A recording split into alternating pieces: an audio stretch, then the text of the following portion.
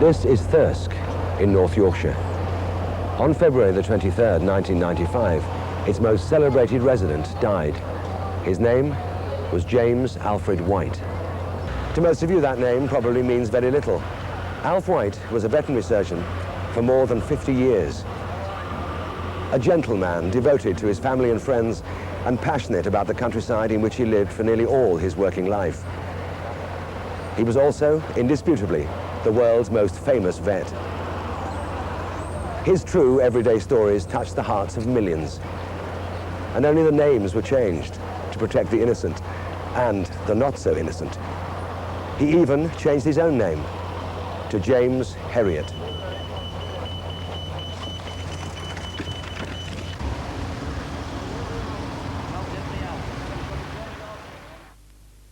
Alf was born on October the 3rd, 1916, in Sunderland, where his book-loving father worked in the shipyards. 3 weeks after the birth, the family moved to Glasgow, and his dad found work as a cinema pianist. Throughout his school days, Alf was a diligent scholar and an avid reader. By the time he was 13, he had read the entire works of Charles Dickens. Career-wise, he was torn between being a writer or a vet.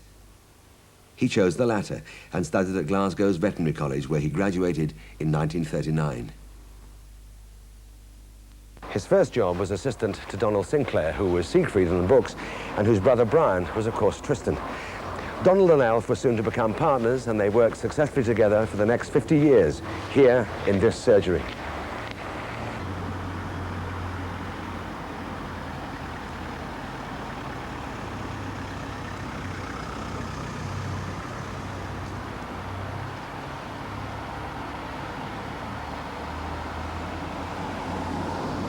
It was here in Thirsk that Alf met local girl Joan Danbury, who of course was Helen in the books.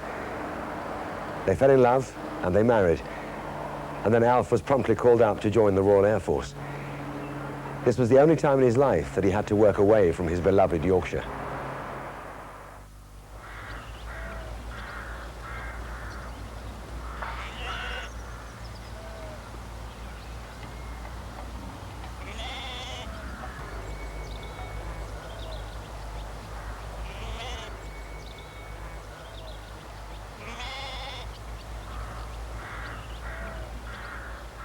Right, that's a lot. I'll go and put the kettle on. Right. After the war, life was tough for everyone, and not least for country vets. Alf and Donald worked 6.5 days a week. They worked long, and they worked hard. But there were the good times too, as anybody who has read the Herriot books will know.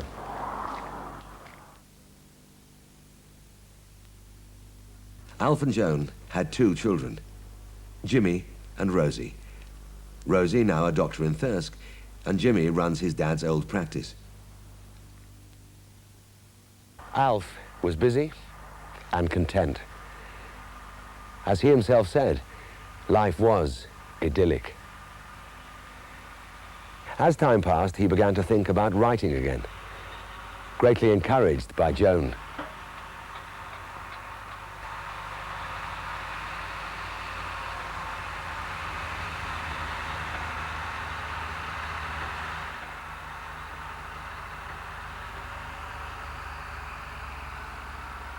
Alf was 50, but 50-year-old vets don't write books, was what he thought. In his local library, he came across a book entitled Teach Yourself to Write. He read it and started to write of his own experiences. Professional ethics and the fear that it might be considered to be advertising made it necessary for him to choose a pen name. One day, while watching a soccer match on television, the Birmingham City goalkeeper played a blinder. Alf looked up the player's name in the veterinary register, found no vet with that name, and so became James Herriot. After the seemingly traditional rejections from various publishers, one company decided to publish If Only They Could Talk in 1970. It sold 2,000 copies. Undeterred, they published his second book, It Shouldn't Happen to a Vet, in 1972. Again, sales were modest. Then Alf's agent contacted publishers in America, and a copy found its way to the president of the St. Martin's Press in New York, who took it home and left it lying about. His wife read the book And grabbing him by his lapel, she said, "You've got to read this book." So he did read the book, but was not convinced that it would work in America. So he contacted Alf, and with the metaphorical cigar between his teeth, he said, "Give me 3 chapters where a hero gets the girl." Alf did as requested.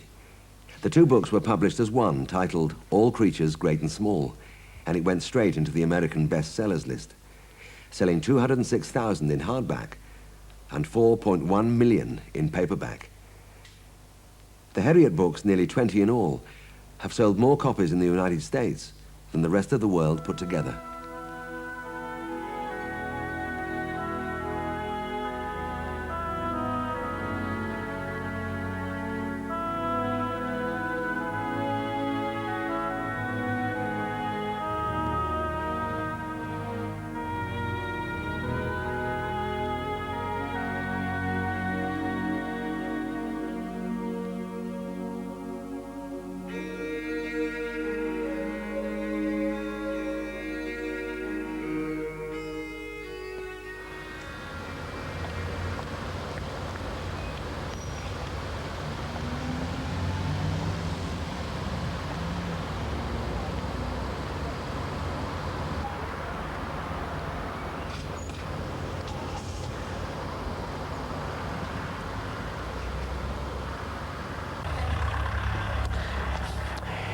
In Britain, the books were repackaged and republished.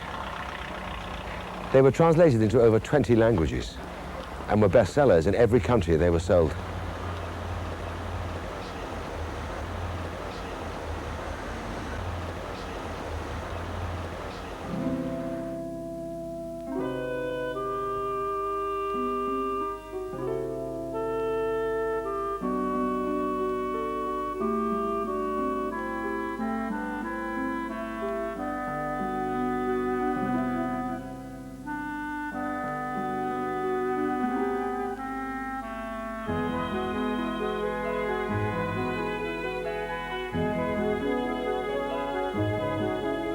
At the age of 60, Alf received 4 Golden Pan Awards for his first 4 books, the first author to sell 1 million copies concurrently.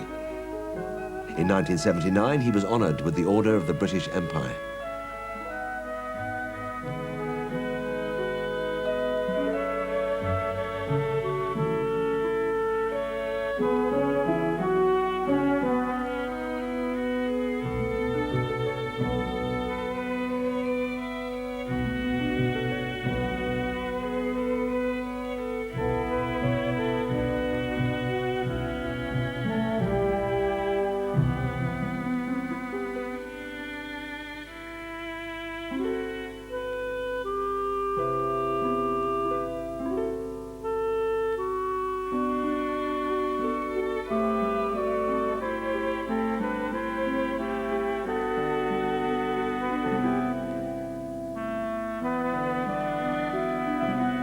The Herriot books sold an estimated 50 million worldwide, while Alf, bemused and not a little embarrassed by his success, continued to work full-time as a vet, still writing in the evenings in front of the television.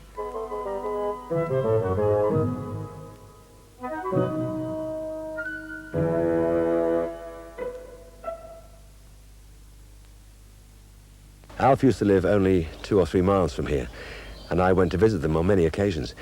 I was always welcomed with open arms, great hospitality, watered and fed. Alf used to pour the meanest glass of malt whiskey you have ever seen. But they would never accept my invitation to join me for dinner or lunch in local restaurants or hotels or whatever. And try as I might, the answer was always, "Chris, I'm sorry, but we'd be mobbed." And I would say, "But Alf, I've never been mobbed in my life." And he would say, "Well, I have. And the 2 of us together, can you imagine?" Quite a few years ago, I took my son Robin, he was then about 16 or 17, to meet Alf. And again, we were welcomed with huge hospitality, and Alf took us up to his attic study where he used to write his books. And within seconds, it was clear that he and Robin were getting on famously, and they spent the afternoon talking about their shared passion for soccer, an interest that I don't share, so I was really in the background. But that was fine. It was just good to see two people you love so much getting on so well, you know? Joan would call in from time to time with fresh cakes, scones, pots of tea, and we were there for several hours and had a great time. And as we were driving away, Robin said repeatedly, "A privilege, Dad. What a privilege." Absolutely.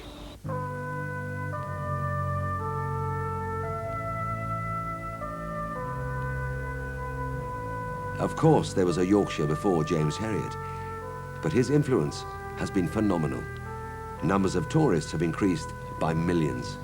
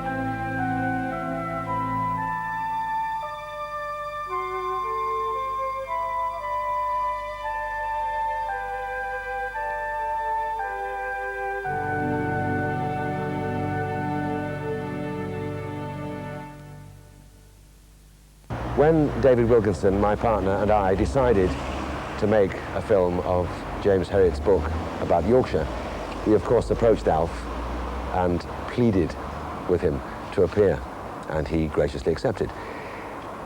Between the time of our approach and the making of the film, Alf had become really very ill. But, against advice from his family, he insisted on fulfilling his obligation because, as he said himself, "I promised I'd do it." I expected the worst when he turned up for filming, and he looked much the same, in fact, a little frailer perhaps, and moving a little slower, but still his ebullient self.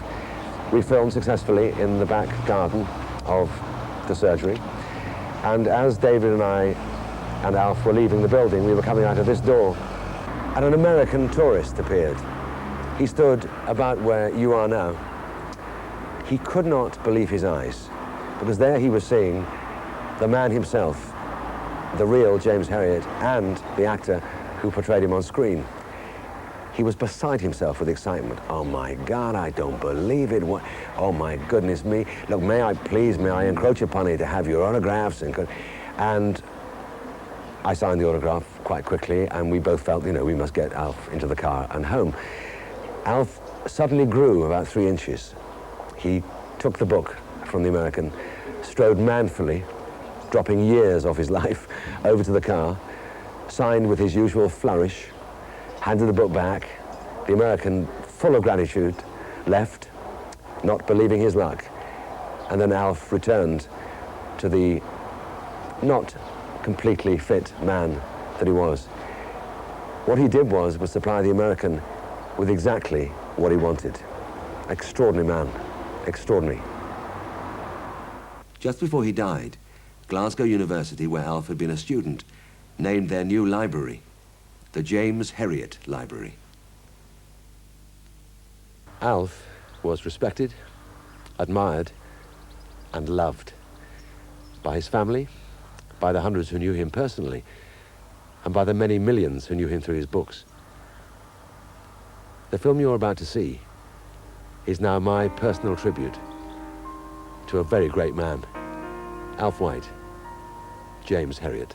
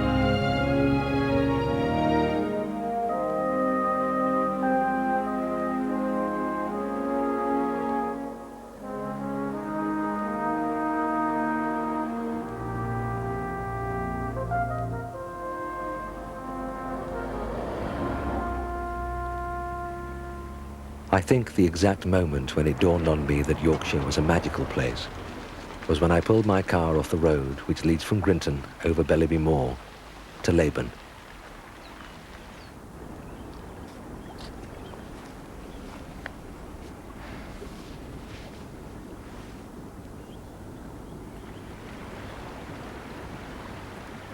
There was everything here. Wildness and solitude breathing from the bare fells, yet a hint of softness where the river wound along the valley floor. On summer days when the sun beats down, these lonely miles are a paradise, the air heavy with the sweetness of warm grass, the breeze carrying 1,000 scents.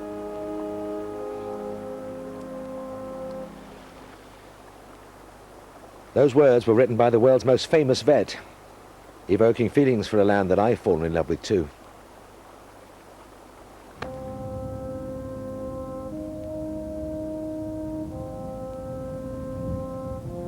It was around the highest point as I looked back over the swelling moorland to the valley of the Swale in disbelief. I was captivated, completely spellbound, and I still am to this day.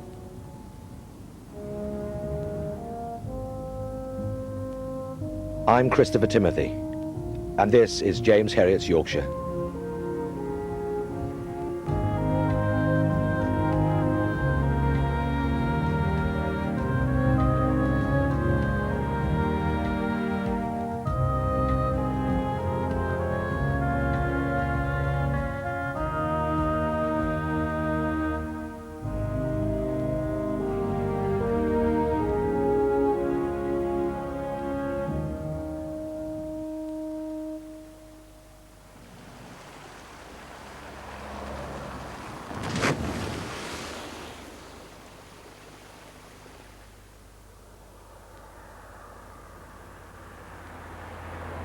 And so to Leyburn in Wensleydale to meet a couple of mates, David and Ruth. We're going to do the Herriot Walk. Part of his favourite country is enclosed in a triangle formed by 3 youth hostels, a walk he did with his son Jimmy. We're going to follow that route. Leyburn, right on the doorstep of the Dale, is where the young vet first met Frank Bingham, who is Ewan Ross in the books.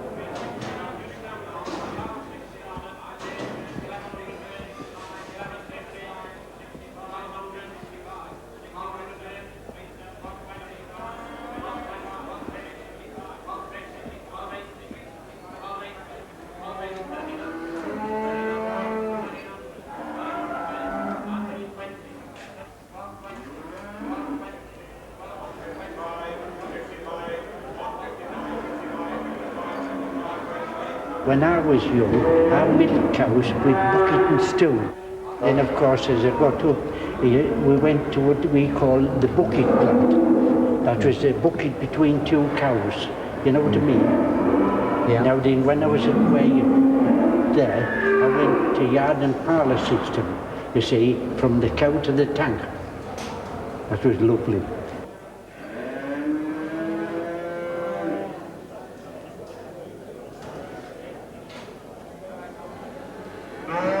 You've retired, Jeff. What are you doing here? To my friends, you know, to have a chat.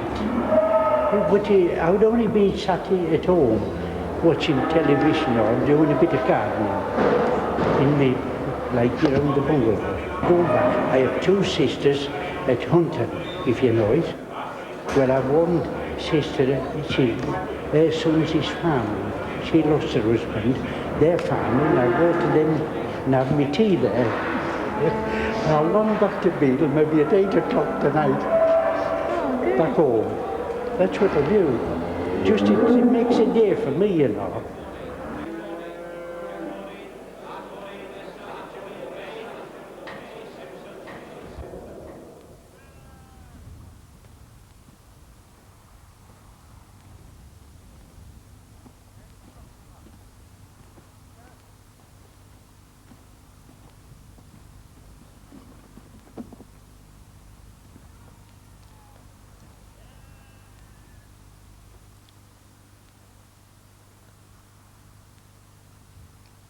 If you look over the ridge, first ridge, that's Coverdale the other side. And this is Wensleydale as far as the eye can see.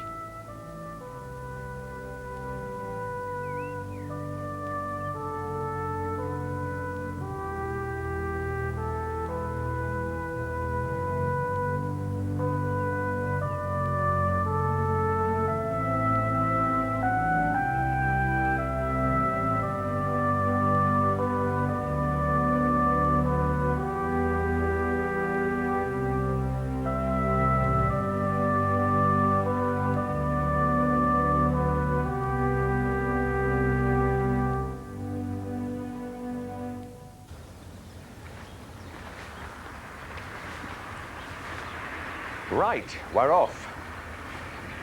And it's just as far as it looks.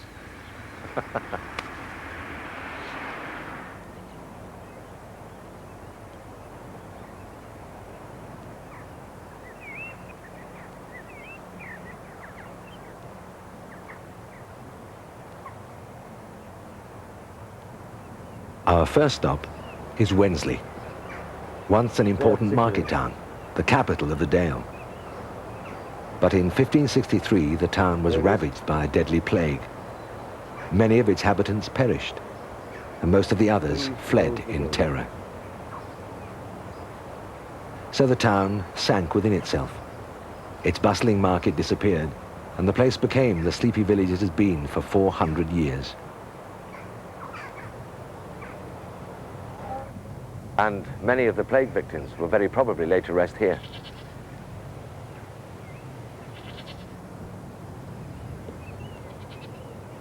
Happy things have happened here too. This is where television's James and Helen were married, in All Creatures Great and Small. And by coincidence, just a few miles along the road over there, the real life Mr. and Mrs. Herriot spent their honeymoon. You see that tower up there on the green bit? Oh, yeah. Well, that's called Polly Peacham's Tower. Now, many, many years ago, the local lord married a not very good opera singer called Polly Peacham. And he built her that tower so she could sing to her heart's content without upsetting the neighbours.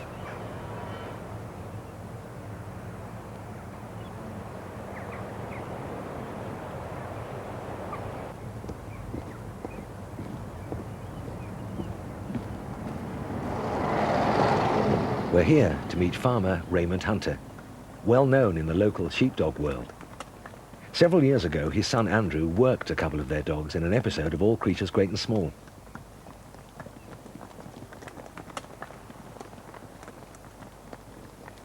Yes, that goat, Chris, it thinks it's a cow. When it was a baby, we reared it with some calves, and it thought it was a cow ever since, and it comes up the road every day with the cows. And it's never had a kid in its life, but it had a phantom pregnancy and started to milk, and we've milked it every day for 2 years now. It's never stopped. And it's a bit of a tourist attraction. When a car comes by, they all stop and take a photo of the goat. And it's, you know, part of the scene now at Redmire. See you again soon. See ya. See you too. Bye.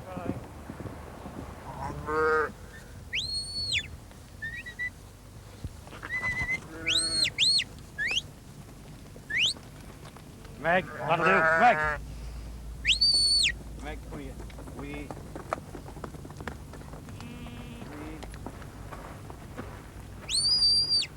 Come by town. I don't, Meg. Come by town. Castle Bolton, where Mary Queen of Scots was imprisoned. And that's where television's James Herriot proposed to his Helen high up in those battlements. All right. After the wedding celebrations in Thirsk, the Herriots went to the cinema in Richmond before coming to the Wheatsheaf Inn in Carperby. The newlyweds had planned a working honeymoon, tuberculin testing. James tested and injected, Helen noted down the skin measurements. Together they made a formidable team.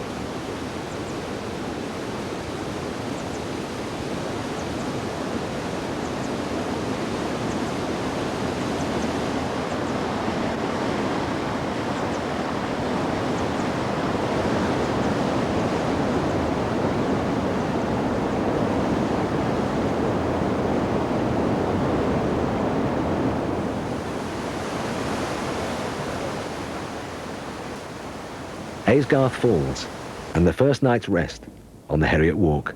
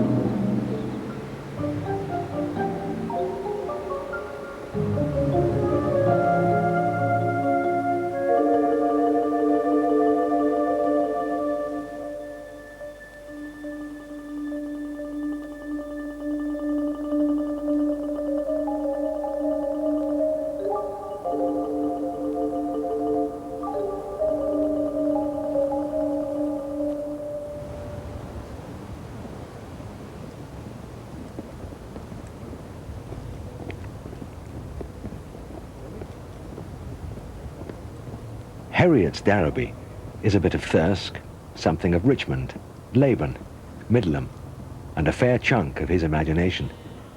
But the core of television's Darrowby was Asgrigg. Most of the village has been featured at one time or another.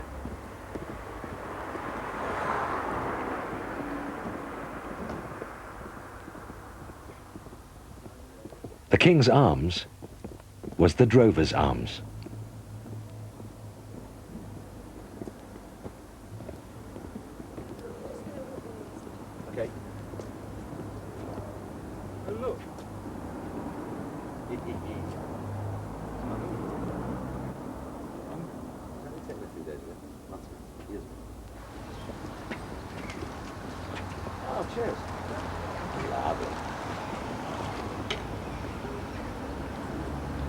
And there have been more. Morning, James.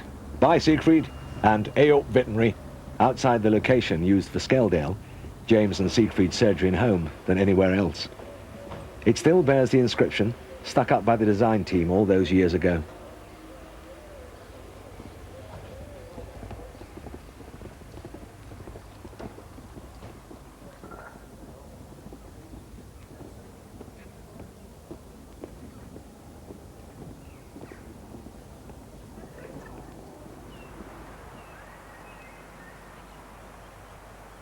To the village of Hardraw.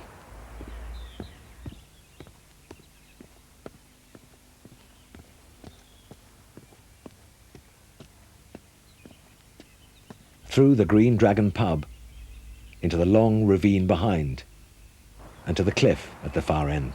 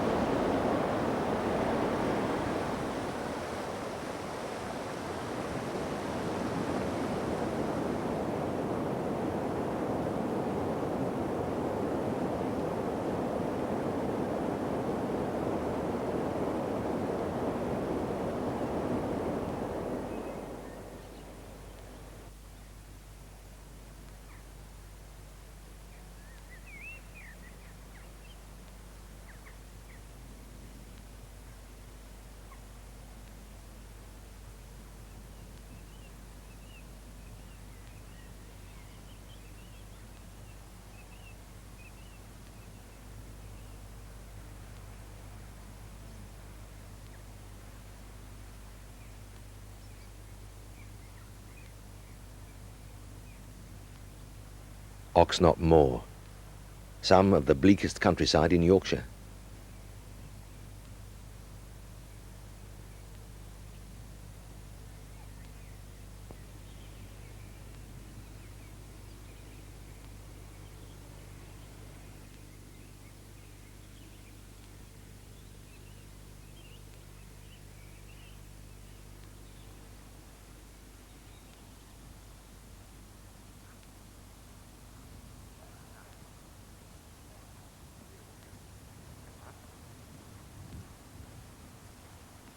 Many parts of Yorkshire seem to belong to a different time.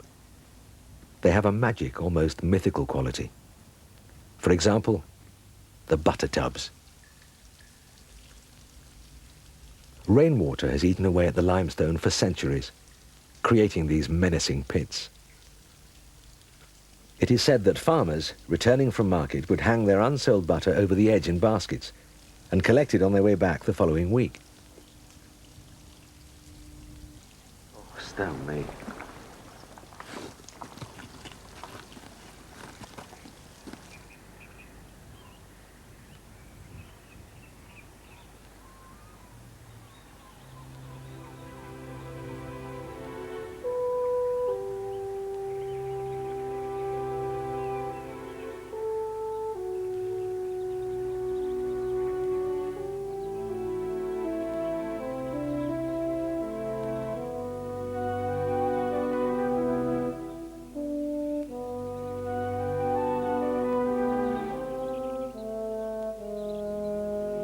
Memories of that first youth hostel trek with Jimmy.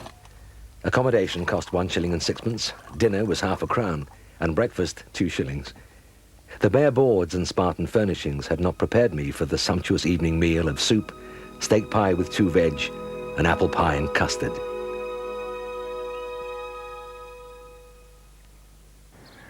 I had barely recovered from this by breakfast when porridge was served by the gallon, and when the last pint of tea was gone, the walkers were ready to face the road.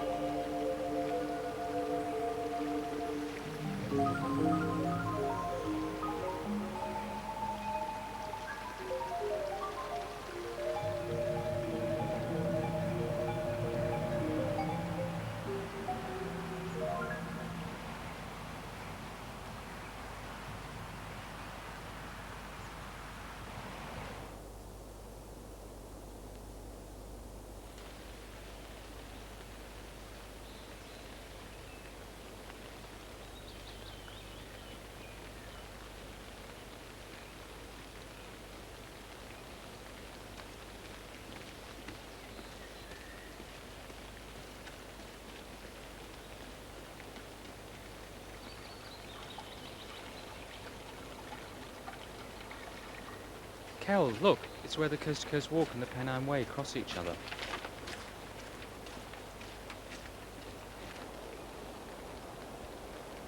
The first thing I noticed was the Dale smell. And this morning, after all the rain, it was multiplied.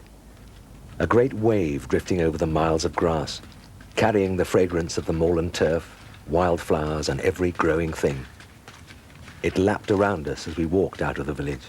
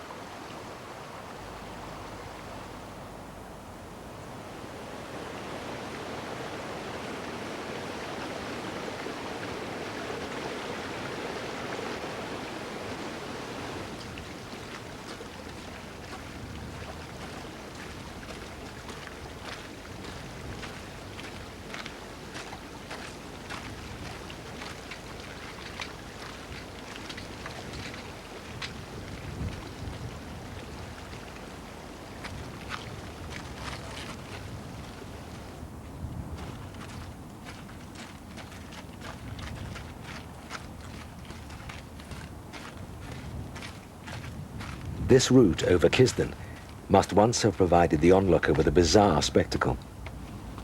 This is part of the Corpse Way.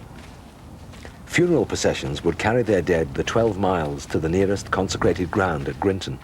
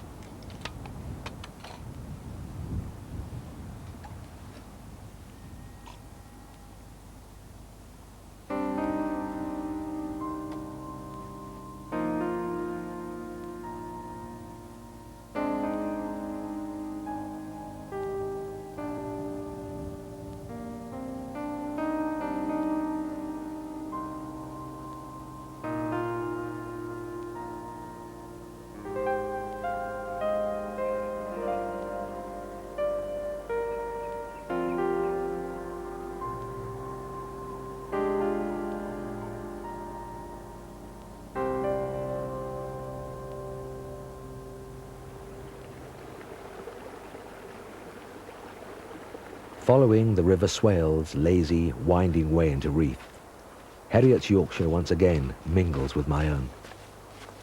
In the very, very first week of the first series of All Creatures Great and Small, Robert Hardy and I were in a gunnel, in one of those lanes leading off from Reeth, and we were going through our lines and we were waiting for the rain to stop so we could shoot. And in order not to get wet, I was wearing one of those plastic fold-out ladies' see-through rain hats, you know, you tie under your chin. We were standing there going through lines, and suddenly I felt a hand on my shoulder, and a voice said, "Are you Christopher Timothy?" And I, rather shortly, because I was just trying to get through my lines, I said, "Yes." And a voice said, "I am your alter ego." Da-da-da! And I turned round, and that was the first meeting with the real James Herriot. So the first time that Herriot met the guy who was going to play him on television, he was standing there wearing a plastic see-through ladies' rain hat.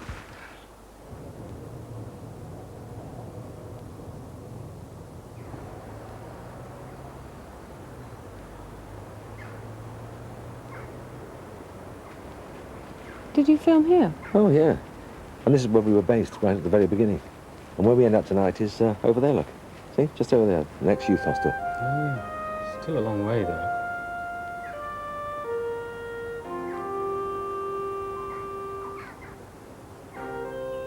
Grinton Church, the final resting place on the old Corpse Way.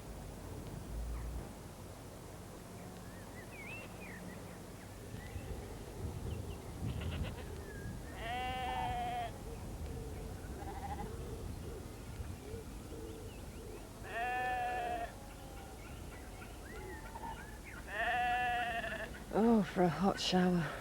I just want to get these boots off. It's been a great day, though, hasn't it? Oh, yeah, absolutely. Yes, but I still want a shower. And I still want to get these boots off.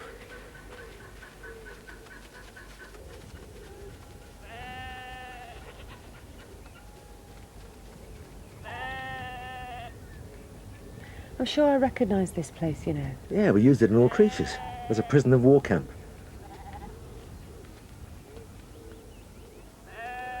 When Jimmy and I arrived, I removed my boots and pulled on a pair of plimsolls before entering.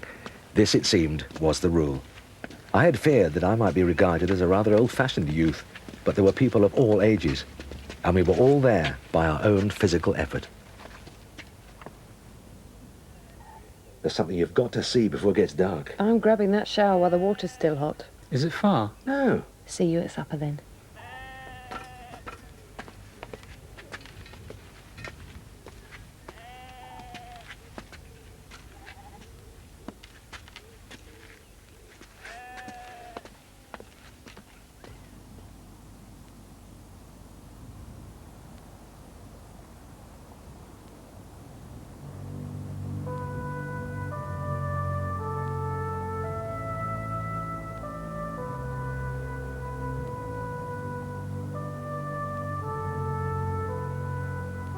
Herriot writes frequently of the green tracks that wander over the dales, which often come to an end at lead mines. These beautiful valleys were once the home of a bustling, prosperous mining industry.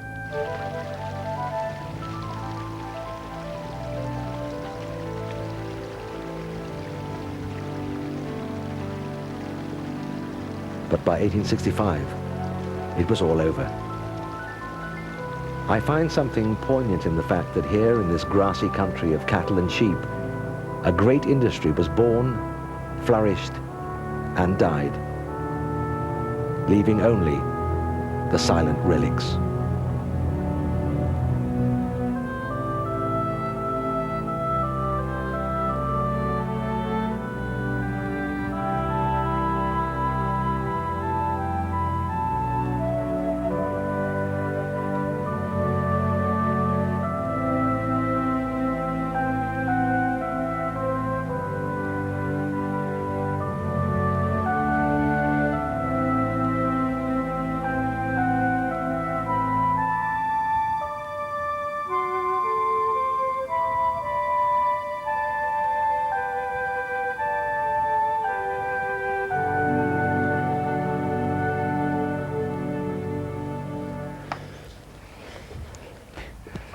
What was the name of that Pekingese? Tricky Woo.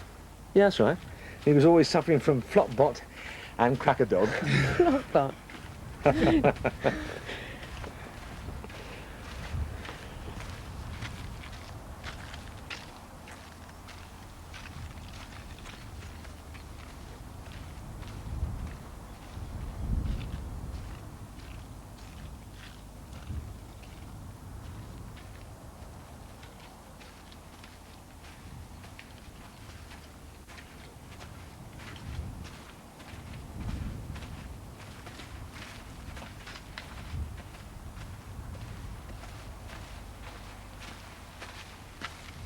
Just before we started filming, right at the very beginning in 1977, I spent a week with Jack Watkinson, the vet in Labourn, who was going to be our veterinary advisor. Well, I was allowed to sit in at the surgery and see Jack with the clients and their pets, and I saw some actual operations. And I went out on every single one of his calls, morning, noon and night. And each day out with Jack, it was just like a chapter out of one of the books. And there was one day when we were out in the middle of nowhere, and as we passed a tractor by the side of the road, a farmer flagged us down. He said, "Look, I've got no time to get to surgery, so please, can you take the stitches out of our dog here?" Poor dog. Oh, so Jack got some stuff out of the back of the car. He laid the dog on the bonnet, and there and then, he removed some stitches that he'd sewn in some time before. Yeah, well, then the farmer offered us some ale out of jug. I tell you, as we sat by the side of the road sipping that ale, well, it could have been a story straight out of a Herriot book in the 30s. Yeah. I promise.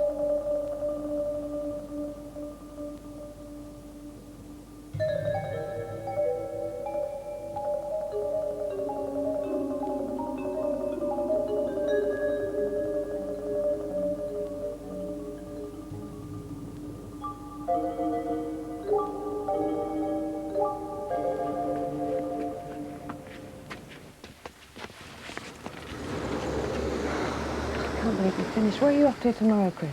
Oh, I'm going to make my way to the coast. I'm going the Herriot route. So we'll see you in Robin Hood's Bay? Yeah, all right. Whereabouts? I don't know. How well do you know Robin Hood's Bay? I don't. Let's have a drink. We'll talk about it. Okay.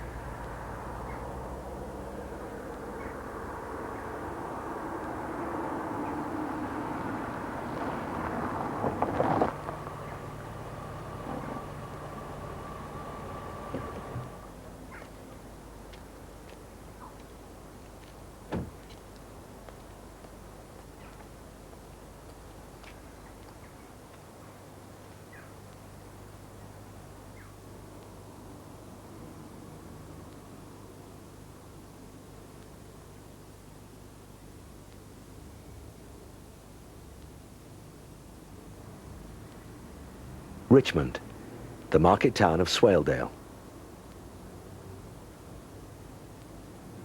And outside that church, TV's James first spoke to Helen Alderson.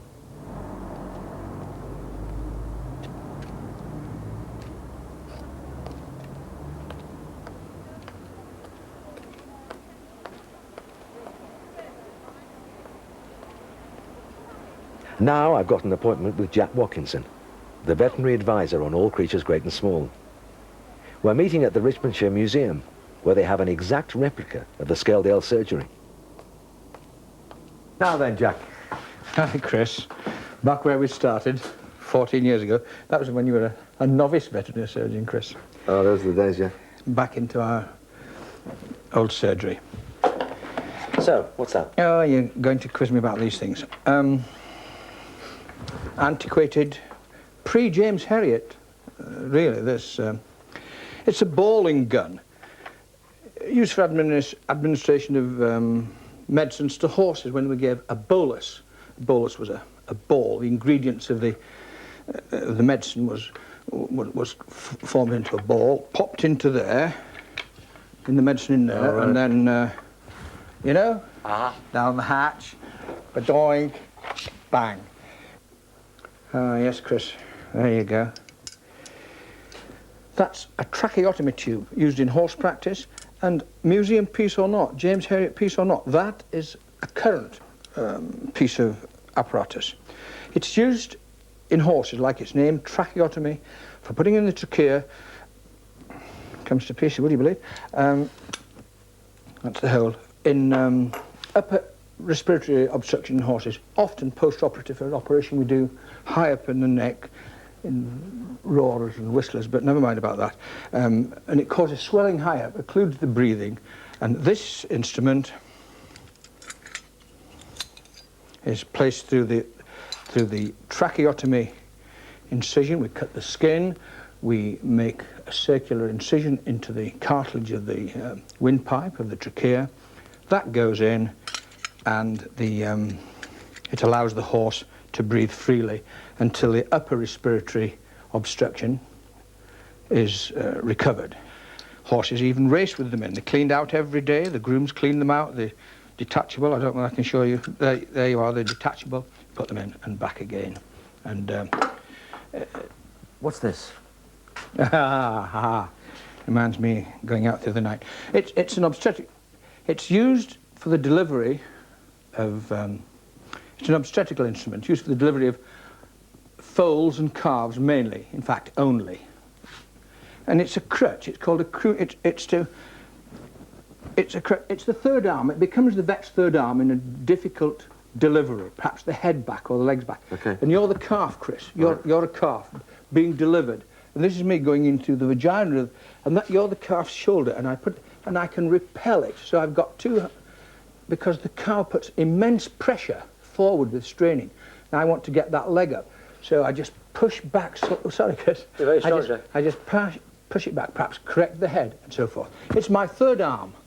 A very useful instrument, old, antiquated, but a very, it's an aid to difficult carvings. This is real surgery in Thus.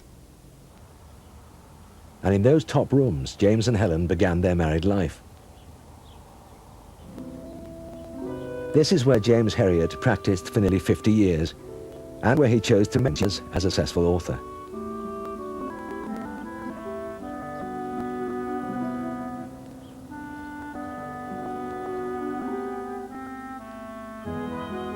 And this is James Herriot.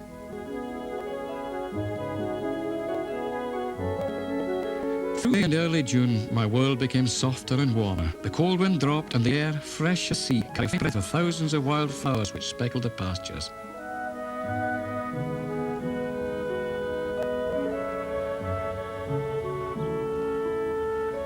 At times it seemed unfair that I should be paid for my work, for driving out early morning with the fields glittering under the first pale sunshine and the wisps of mist hanging on the high tops.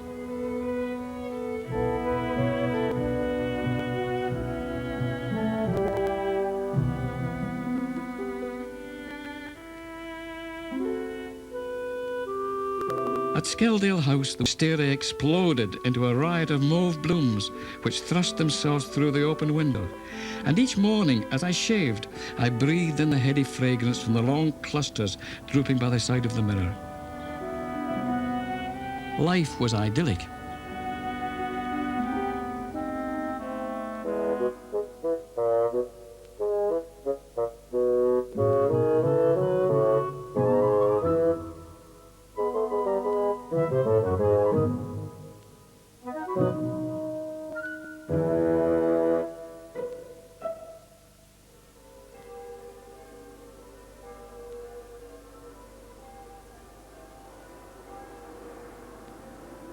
can't remember much about the wedding. It was a quiet do, and my main recollection is of desiring to get it all over with as soon as possible.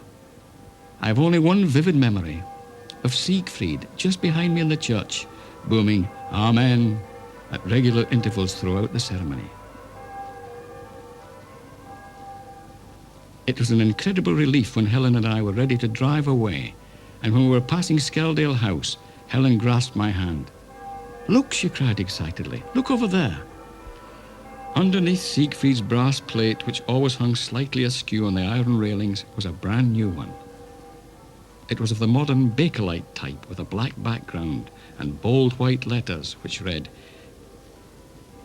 J. Herriot MRCVS, Veterinary Surgeon, and it was screwed very straight and level on the metal.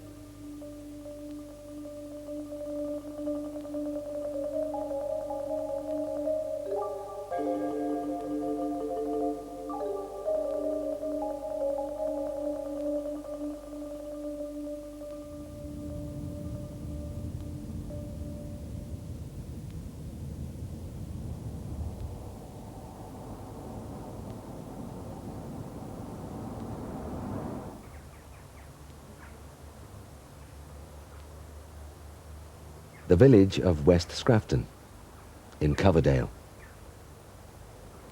The Herriots spent many holidays here at Grange Cottage, overlooking the smallest village green I've ever seen.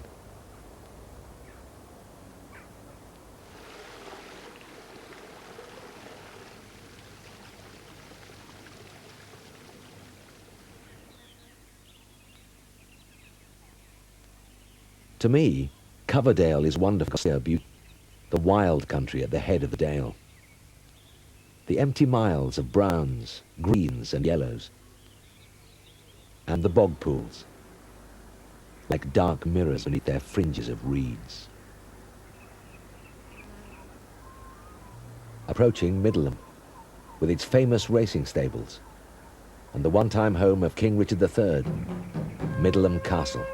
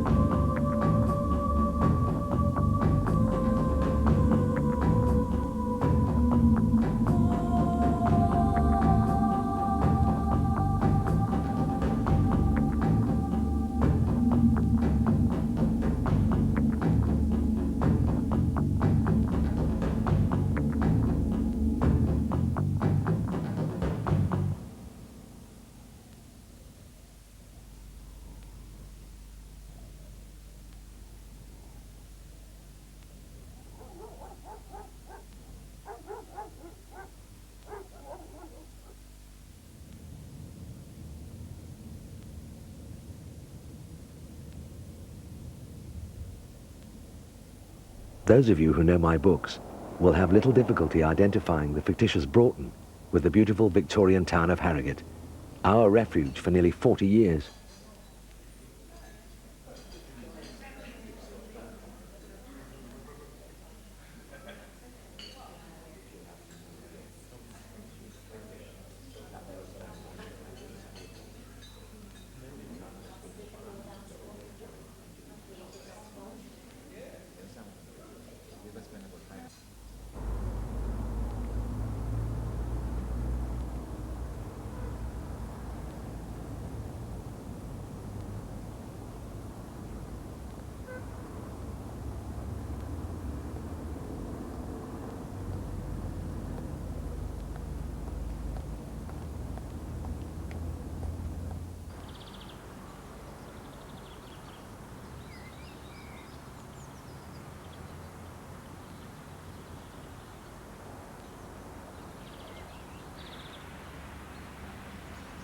James and Helen used to meet up with their friends, Gordon and Jean Ray. Gordon was the vet at Boroughbridge, and he too was escaping from the mud, Wellington boots, cow's posteriors, and the telephone. And they used to share the triumphs and disasters of the past week. They would always have lunch at Betty's, then they would go to the pictures and see a film, and end up with a late evening meal at Louis' restaurant. And all the while they knew that tomorrow was the start of a whole week of hard slog.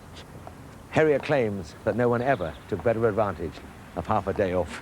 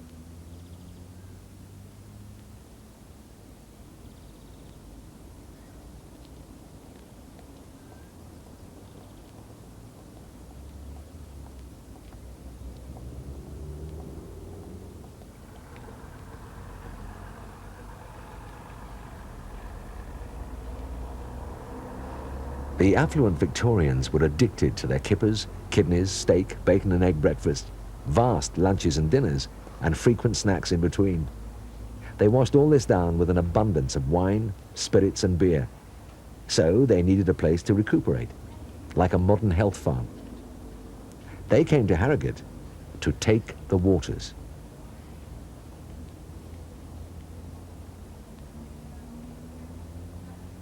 Sulphur water. Just imagine the worst stink you have ever experienced. Treble it, and you will have some idea how awful it smells.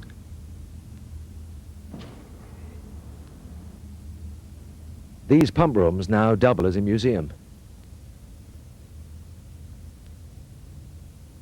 The treatment as it existed between the two world wars, when this town thrived and lived on these spa waters, it was time-consuming and expensive.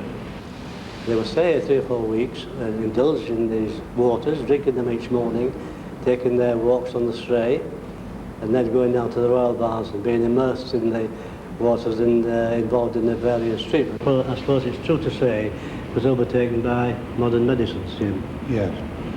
The National Health withdrew the support in '61 and that finished the belts. The doctors tried it for a year afterwards but couldn't make it pay, so that didn't finish. The good thing about the Harrogate waters is there are no side effects. Whatever good it may do, it will never do anyone any harm. You're very good, huh? Thank you.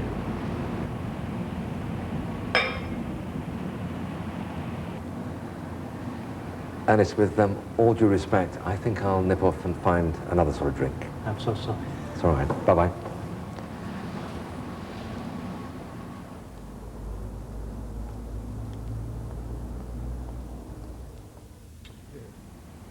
Here's to Harrogate.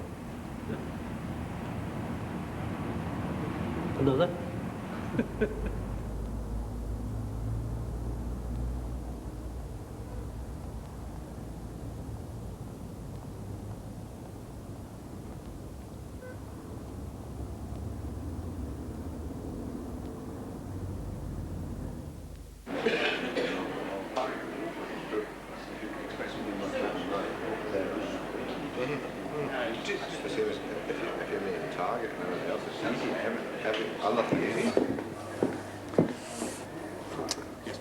Red wine, please.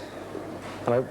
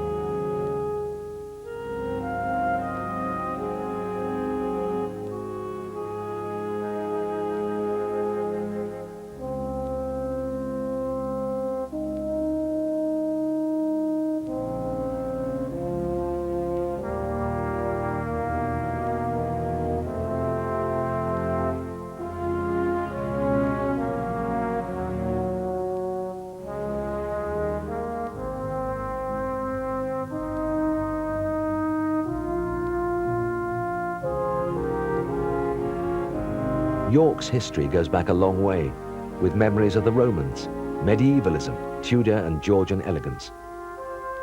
It was the headquarters of the Lancastrians during the War of the Roses, and in 1460 the Duke of York's head, wearing a mock crown, was displayed on Micklegate Bar. Queen Margaret in Shakespeare's Henry VI ordered, "Off with his head and set it on York gates, so York may overlook the town of York."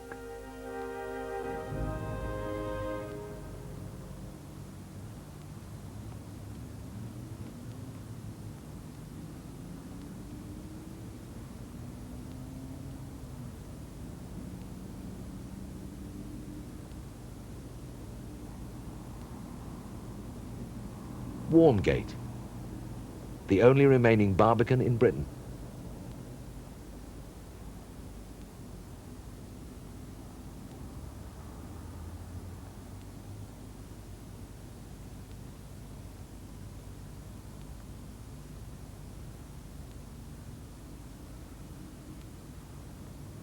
The city walls, visible reminders of the military importance of the city in earlier times.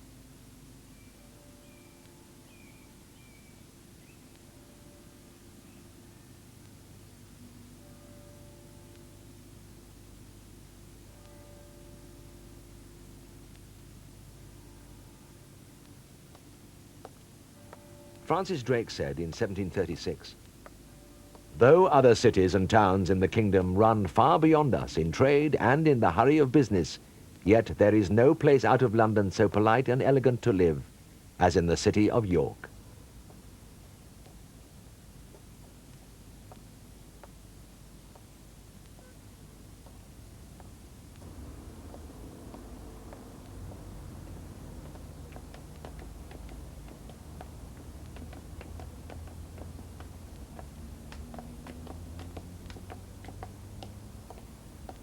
This is Bootham Bar. And a thoroughfare for nearly 2,000 years, Stonegate. In our courting and early married days, York is where we spent most of my half-day holidays from the practice. Helen bought her wedding outfit here. And I suppose if we hadn't met the Rays so near to Harrogate, York would still be the venue for our weekly pilgrimage. The Shambles, only 1,000 years old, and where you could shake hands between the top windows.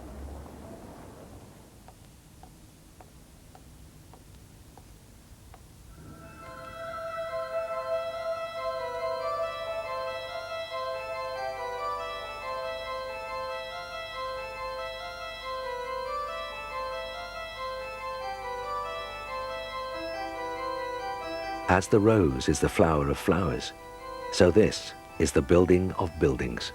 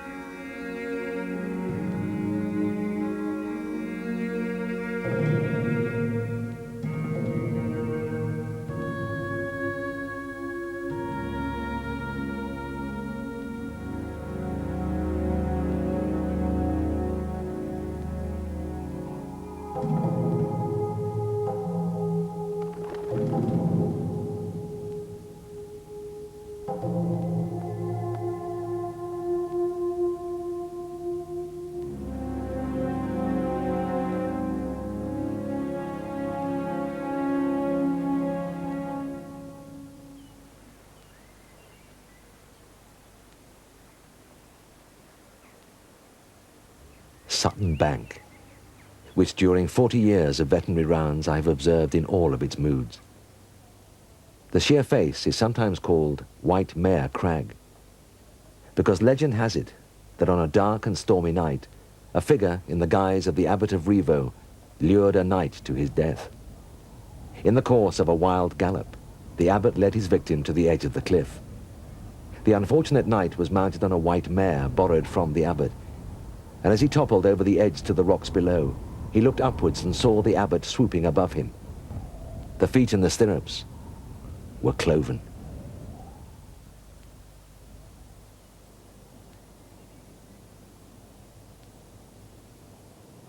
Overlooking the village of Kilburn, this white horse is not as old as it might appear. It was cut out in 1857 by the local schoolmaster and 30 helpers.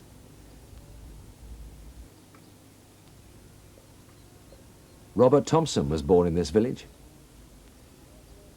Known to Herriot as a doggy client, he was known to the world as a famous woodcarver. Great-grandfather happened to be working on a screen for a local church one day, and the chap that he was working with just happened to mention that they were both as poor as church mice. And of course, you know, great-grandfather thought how alike he was the church mouse. The mouse works away with its chisel-like teeth, and of course here he was on the edge of the Hambleton Hills working away very quietly and producing something at the end of the day. So ever since that day, great-grandfather decided that the thing to do was to put a mouse on everything as a trademark. And even today we still put, or carve should I say, the trademark on every item of furniture that leaves the workshops.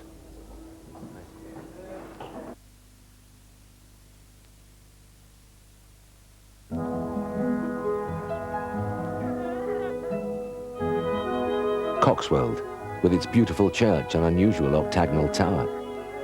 And 100 yards north, Shandy Hall, where the Reverend Lawrence Sterne, famous humorist and wit, author of Tristram Shandy, lived for 7 years while vicar of Coxwold.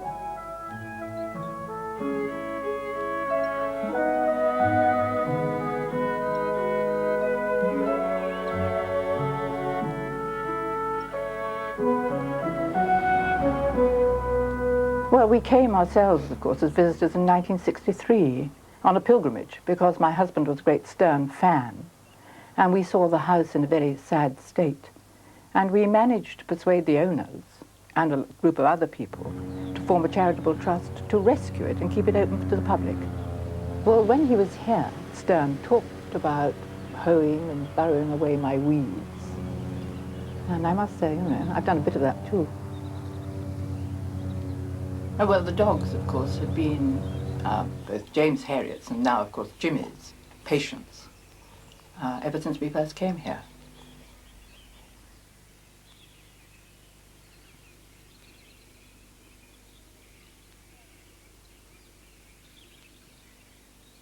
When asked whether his humour was befitting a man of the cloth, Stern replied, "Sorrow is better than laughter. For a cracked-brained order of Carthusian monks, I grant you, but not for men of the world."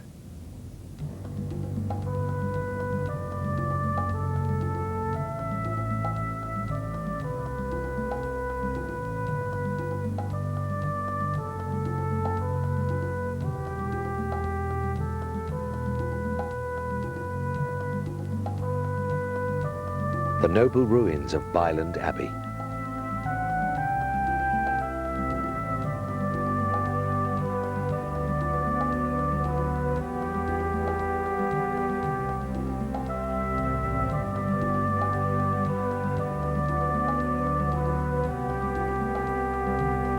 I'll never forget the first time Helen took me to Revo Abbey. I don't know what I'd expected, but I was struck speechless.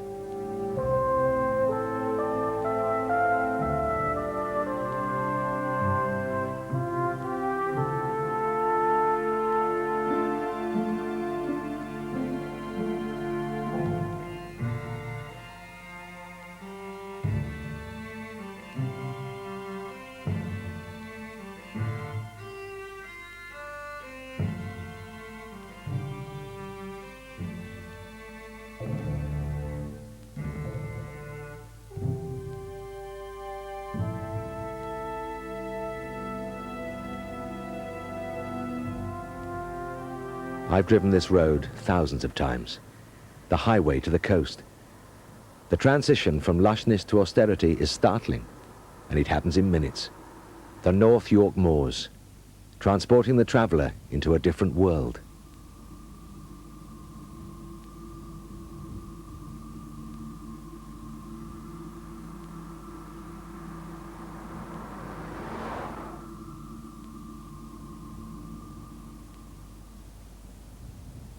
And on Easby Moor, near where he was born and grew up, the 60-foot monument to Captain James Cook, one of the greatest mariners that ever lived.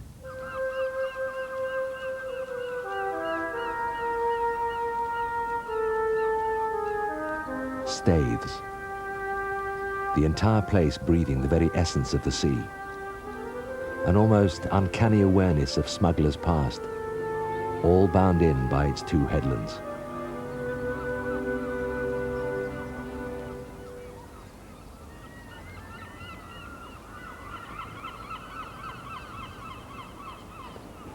Captain Cook's tiny cottage, where he lived for about 18 months until 1745.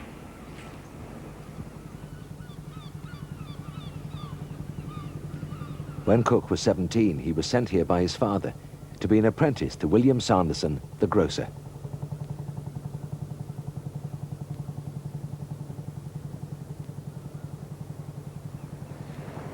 An old fisherman told James Herriot that the cod and lobster had been washed away 3 times in his history, and he claimed that he'd witnessed the last one. Hundreds of bottles of beer being washed out to sea. It was a terrible sight.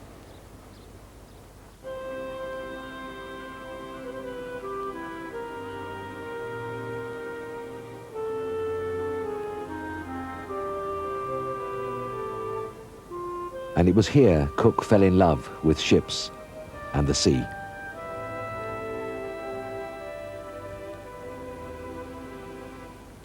And here in Whitby he learned his skills in seamanship. Beneath the statue it reads, "To strive, to seek, to find and not to yield." In 1768, Cook sailed for Tahiti in the locally built Endeavour.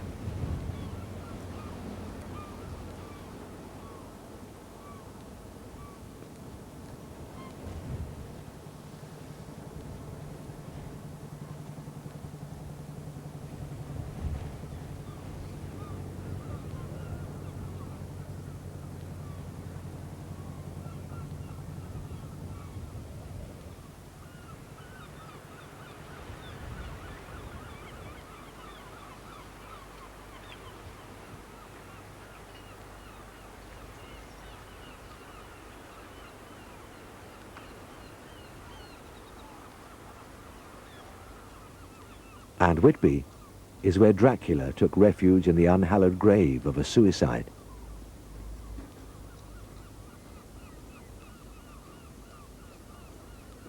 Count Dracula, vampire, one of the undead.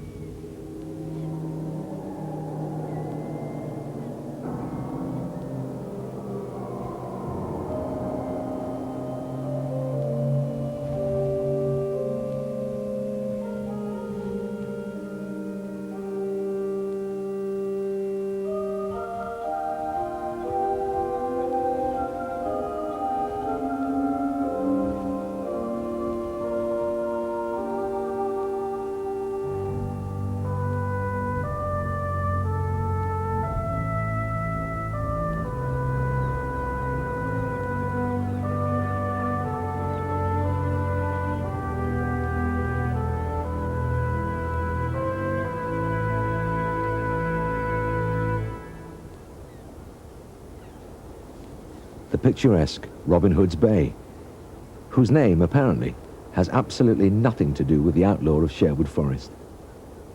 Now, where did we say we'd meet?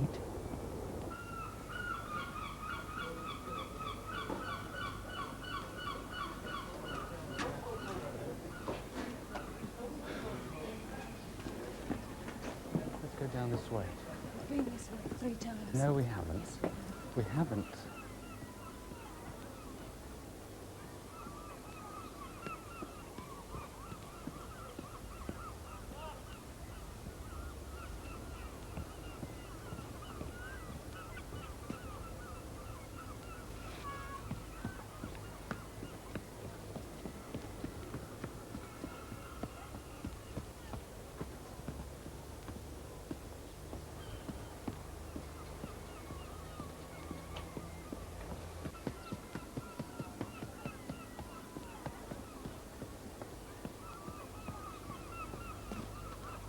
Your fault. My fault?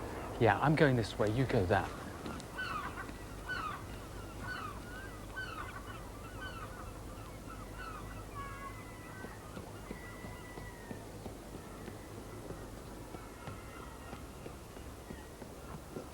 Ruth! Chris, where have you been? Hey, I have been uphill and down dale. How have you been? Hi. Very nice. Good. So, where should we go? Cup of tea.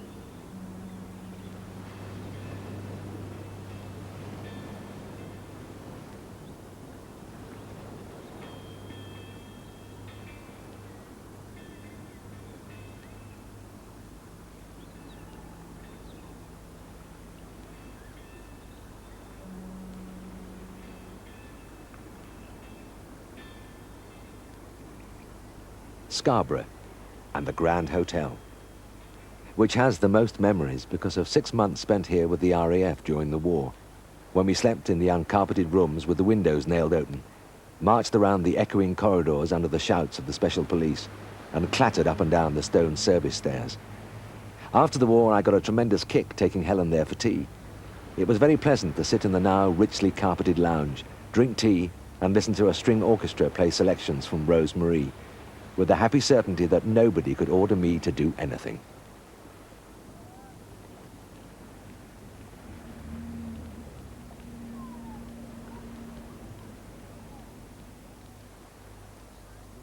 There's one rather earthy occupation to which Helen and I are addicted, somehow symbolic of Scarborough. Working our way along the row of shellfish stalls by the harbour, selecting bowls of cockles, mussels, whelks, and, when in funds, oysters, shaking on pepper and vinegar. Then picking out a crab and some kippers to take home. And all around us the rich, unforgettable mix of tar and salt and fish and seaweed. Lovely. Is there right money? Thanks very much. Thanks, love. Bye. Bye.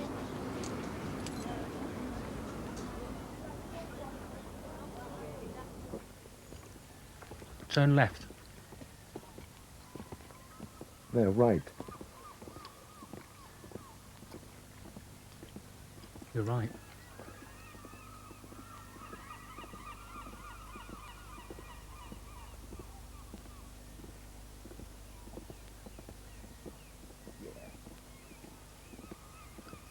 There's Bronte's grave just behind us, isn't it? Yeah, and it's just up here where you can see, you know, at least get a good view of the South Bay. North Bay. Should we sit down in a minute? Yeah, all right.